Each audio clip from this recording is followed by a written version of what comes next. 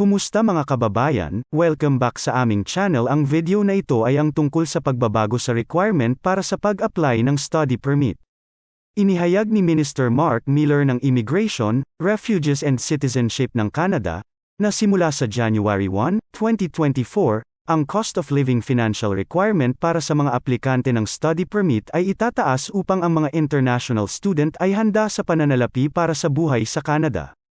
Ang threshold na ito ay isasaayos bawat taon kapag na-update ng Statistics Canada ang low-income cut-off. Kinakatawan nito ang pinakamababang kita na kinakailangan upang matiyak na ang isang individual ay hindi kailangang gumastos ng mas malaki kaysa sa average na bahagi ng kita sa mga pangangailangan.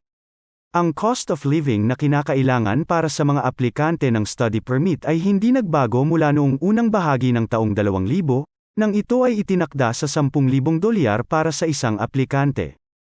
Dahil dito, ang pangangailangan sa pananalapi ay hindi nakakasabay sa halaga ng pamumuhay sa paglipas ng panahon, na nagreresulta sa mga mag-aaral na dumating sa Canada upang malaman lamang na ang kanilang mga pondo ay hindi sapat. Para sa taong 2024, kailangang ipakita ng isang aplikante na mayroon silang $20,635, na kumakatawan sa 75% ng low-income cut-off, bilang karagdagan sa kanilang unang taon ng tuition at mga gastos sa paglalakbay.